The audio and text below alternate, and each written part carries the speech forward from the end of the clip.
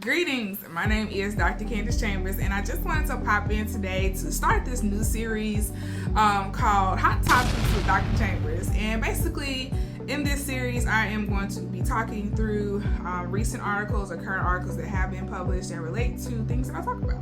Today's article is published by Black Enterprise, and the title of it is "Here's Why Applications for Historically Black Colleges and Universities Are Surging." All right. In the article, it talks about how more students are applying to HBCUs, and so some reasons that they give include the reputation of HBCUs is growing in a positive way. Also, the rise and fall of COVID has contributed to students, applying to HBCUs, and also many HBCUs are focusing on scholarship opportunities for students, and so students are drawn to applying for these institutions because of the opportunities they have been afforded or they are being afforded.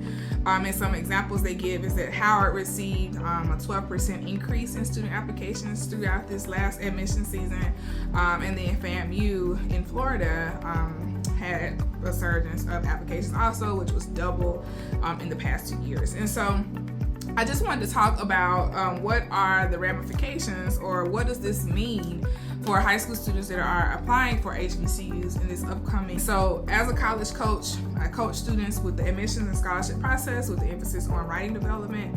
And even last year, I saw more students were applying to HBCUs, and it became a lot more competitive for students to get into these schools. And so I have 3 ways that this HBCU surge of applications affects high school students as they are trying to be admitted to our historically Black colleges and universities. First reason that it affects these students is because the process of admissions is way more competitive.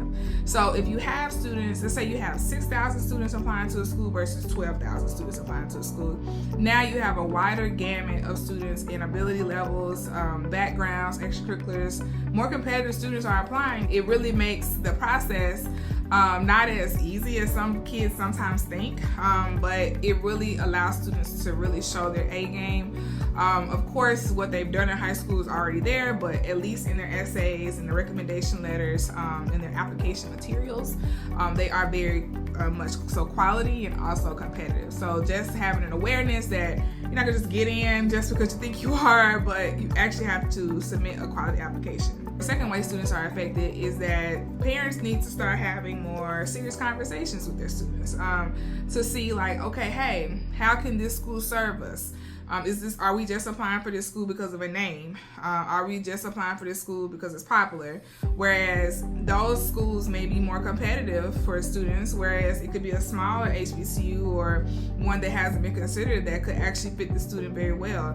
And so actually taking time to make a detailed college list will help with the process, so that not all students are applying to 5 HBCUs, the same 5, which is usually like Spelman, Morehouse, Howard, Hampton, FAMU, the larger schools, North Carolina A&T, whereas there could be other schools that students just haven't considered, and so families or parents need to consider having those conversations. And then lastly, as far as how this affects students, especially on the scholarship side, is selectivity. A lot of times you have these high achieving kids applying to college, and they forget, like, it's other kids who are applying for these same scholarships and the same opportunities, and the scholarship committees have to be very selective into who they provide these scholarships to. And so again, having that awareness, students can combat that by having a detailed list, lots of opportunities that they want to apply to, but look at a wider scale of HBCUs across the spectrum. These are a few things that, with the surgeons, what it means for our freshmen, incoming freshmen, as they are applying to these schools, is just being aware that a lot of students are trying to go to the same school.